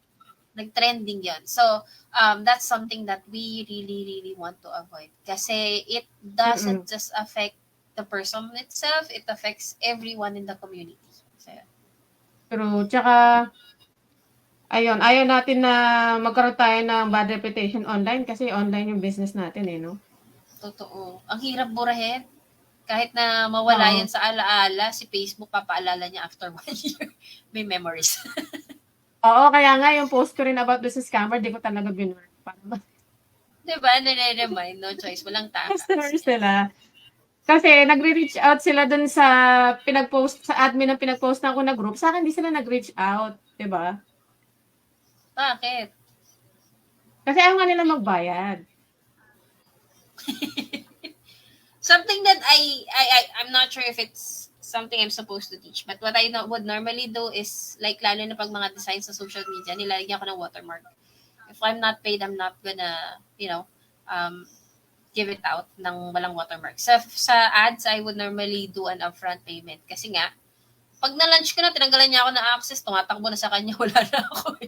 So, upfront lagi ang Tama. payment ka for Google Ads. Ayan. Mm. Just make sure Yun na nasa-secure kasi, yung study niyo. kaya hindi ko na siya hinihingan ng upfront na payment kasi client ko na siya for 1 year. So, who would have thought na i-scam pa ako, Tatapos right? siya. Kung kailan naging bulk yung project, kasi sobrang daming ads nilang iraran, kaya sobrang daming pinasulat, dun pa ako tinakbuhan. Ang pangit na ugali ng client mo. Boy pa yan, nag-hire pa. I think, pinagtatanggol siya ng mga, mga alipores niya, ng mga freelancers niya na natitira dun sa team. Parang inaano nila ako, binabaliktad nila ako na plagiarize daw yung content ko. Hello, paano mo ipa-plagiarize yung mga ad copies, di ba? Natawa naman ako dun. Ang hirap i-plagiarize na kasi one-liners lang madalas, di ba? Yung mga headlines. Kaya sabi ko parang napakalabo po nun kasi nag-usap kami ng admin, ayun. Na-share ko lang kasi hanggang ngayon frustrated pa din. Tsaka hindi, kung plagiarize yun, automatic yun, mag-flag na ng ads yun eh. yung ganong klaseng kahikli, bakit ipa-plagiarize mo pa, di ba?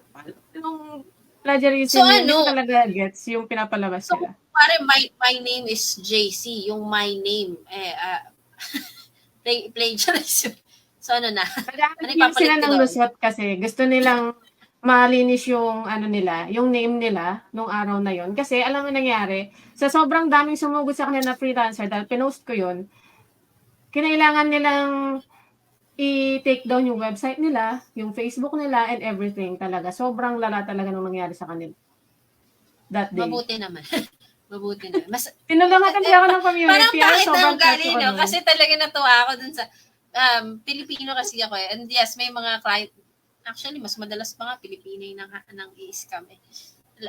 I do have a client na Pilipino siya, nasa Amerika. Isang buong, lahat kami, hindi sumasahod, mga delay ng 1 month, delay ng 2 months. Pero ako, na-delay lang siya ng 2 weeks sa akin, nilayasan ko na siya kasi naririnig ko ng ganun eh. Kaya lang, yung iba, mga 2 months, 6 months nang nagtatrabaho, delayed pa rin.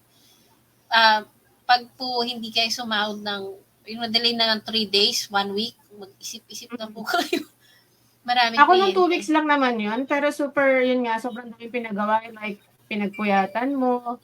And then Tapos sasabihin di ka pa sa'yo na kinopy mo lang daw yun from somewhere. Di ba? Kaya mas Ang hirap, nakakasama sa loob. ang hirap mag-content writer. Actually, yan ang, well, I also do that, pero as much as possible, I don't want to do it. Kasi ang hirap. Iniiwasan mo siya. Kasi minsan ang ganda na ng flow of content mo, biglang pagtingin mo sa grammar na plagiarize.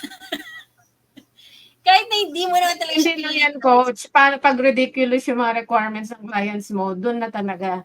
Yan talagang parang gusto mo nang bunutin yung mga buhok mo sa ulo. Ganun. Nahiya ako kasi ako yung isa sa nagre-require. Ako yung gumagawa ng content brief sa mga content writer. So, minsan, ridiculous nga yung mga, nakabase kasi sa keyword yun. Pero yun nga, minsan talaga ilang keywords para doon sa isang content, di ba? Ilang words, tapos ilang mga tags, ilang anchor text. Mag-a-ads na lang ako pagkatapos ko i-launch, babantay ako. Kaya ko na lang. Buti kung sa gagawa mo lahat yun by yourself, hindi ka nag-outsource or hindi ka nag-hire ng ibang gagawa ng mga copies. I do hire every now and then, pero hindi for the Google Ads. Kasi madalas ako iyakan ng freelancer. Hindi dahil sa nangaaway ako, but digital marketer kasi ako. And then, majority of my clients, iba-iba sila ng niche, iba-iba sila ng requirements. So, pag kumuha ako ng freelancer ko, minsan nababaliw din siya sa mga gagawin. Like, last time, meron akong, ito alam to ng mga moms sa Digilance, meron akong hinire na assistant ko. Pinagawa ko siya ng PR, press release for the Philippines. Buong araw, na sabi niya ginagawa niya. Tapos nung patapos na yung araw, kasi kailangan ko na siya, bigla niya ako tinawagan, umiyak na siya, hindi niya alam yung gagawin niya kasi hindi niya daw naiintindihan yung PR. So, Ay, syempre, medyo okay. nainis ako kasi sana kahapon mo pa sinabi na hindi mo naiintindihan, di ba? Di ginawa ko. Parang siya yung ano fake it till you make it yata yan no?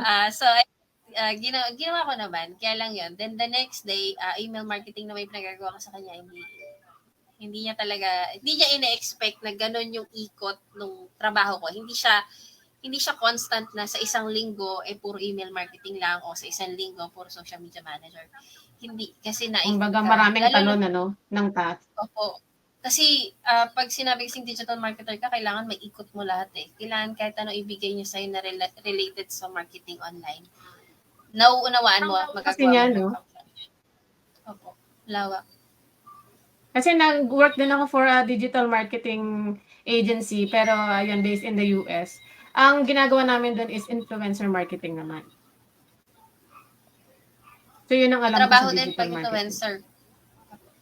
Kailangan pa din mag-reach out sa mga influencers.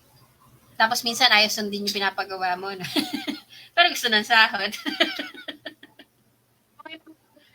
Coach, pero yung mga nag-i-ignore, yun ang masakla. Paano ka pagkatapos ng work mo kung walang nagre-respond? Totoo. Ganun. Kaya paulit-ulit.